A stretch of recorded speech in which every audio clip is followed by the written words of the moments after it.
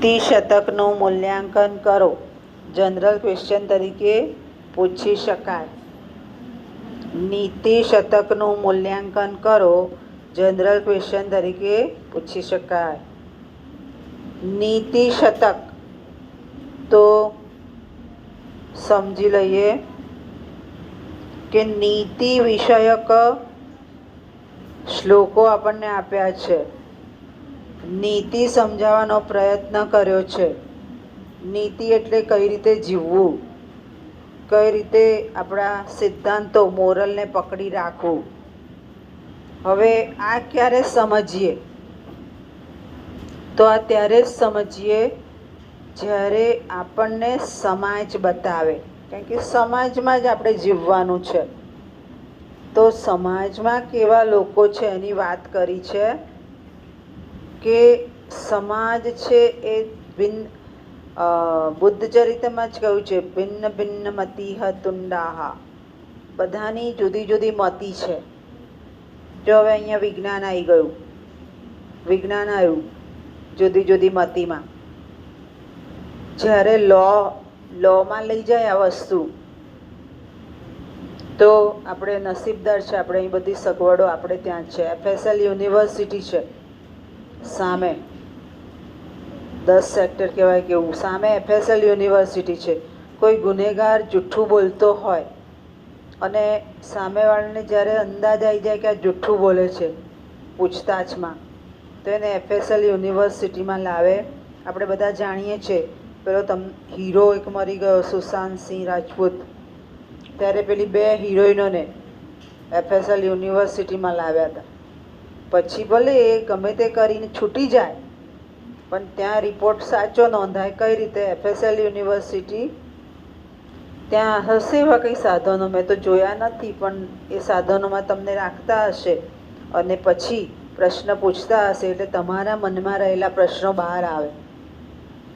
જુઠ્ઠું બોલતા હોય તે ના ચાલે, સાચું જ બહાર આવે. એ યુનિવર્સિટીમાં એવું હશે, મેં જોયું નથી એટલે હું વધારે નથી કહી શકતી, પણ ત્યાં આ સત્યની શોધ થાય. હમણાં જ આપણે જોયું પેલું પ્લેન ક્રેશ થયું, ત્યાં પણ આપણો નીતિ શતકનો લો આવ્યો. બધા છે એકદમ બળીને ભડથું થઈ ગયા. હવે ઓળખવું કઈ રીતે કે આ માણસ છે ને આ માણસ છે? તો આપણી પાસે પાછું વિજ્ઞાન છે, નીતિ છે ત્યાં પણ, કે DNA કોઈના સરખા નથી અને એ DNA આપણા ફાધર સાથે મળતા હોય, મધર સાથે પણ નહીં. કારણ કે મધર પાસે XX છે અને ફાધર પાસે XY છે. એ આપણે ભણેલા છે 8મા 9મામાં. એટલે DNA જ્યારે ટેસ્ટ કરવામાં આવે ત્યારે ફાધરના ટેસ્ટ સાથે જે ડેડ બોડી છે એનો ટેસ્ટ થાય અને ત્યાર પછી ઓળખી શકાય કે આ વ્યક્તિ આ છે. આ બધી નીતિ છે. ખોટી વ્યક્તિને તમે ઘેર ના લઈ આવો, ઓળખાતા નથી ત્યારે. એટલે આ FSL યુનિવર્સિટી જે છે એ નીતિ વિષયક કામ કરે છે. પછી રિપોર્ટ ભલે જે આપવો હોય આપે, એ તો સત્તા પ્રમાણે આપવો પડે. અત્યારે આપણે બેસવું પડ્યું એ વ્યવસ્થાના ભાગરૂપે કરીએ છીએ, ફરજિયાત નથી કરતા, વ્યવસ્થાના ભાગરૂપે કરીએ છીએ. તો આ નીતિ વિષયક બાબતો આપણને નીતિ શતકમાં સમજાવી છે. અને એ કઈ રીતે? તો આપણે ટોપિકો જોયા. સજ્જન પ્રશંસા, સારો માણસ કોને કહેવો? એકદમ સારાનો અનુભવ નહીં થાય, પણ ખોટાનો થશે એની સાથે કહીશું પેલો સારો હતો, એટલે દુર્જન આવે છે. ત્યાર પછી આ બહુ મહત્ત્વનું છે, તમે જ્યારે મોટા થશો ત્યારે તમને ખબર પડશે.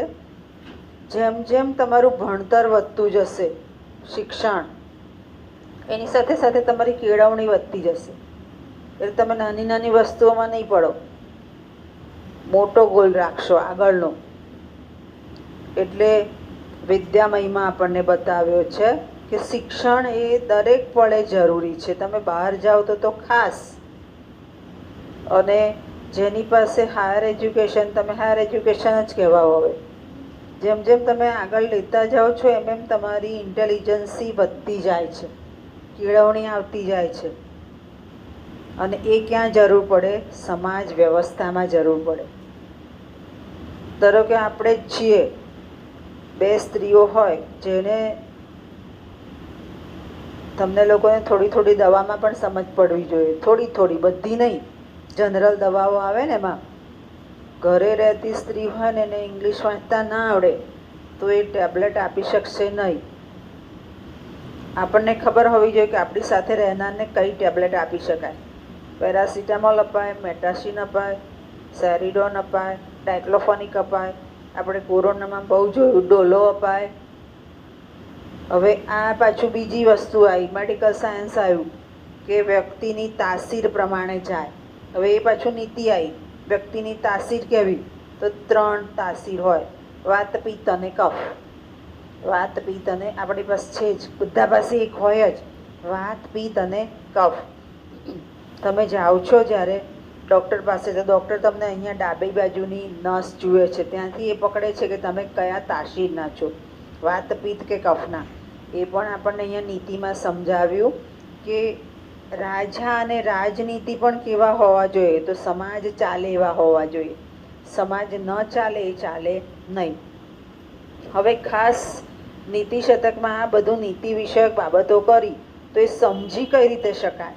તો સમજવા માટે શૈલી છે વૈદર્ભી વાપરી છે. વૈદર્ભી, સંસ્કૃત સાહિત્યમાં 3 પ્રકારની શૈલી, વૈદર્ભી, ગૌડી અને પાંચાલી.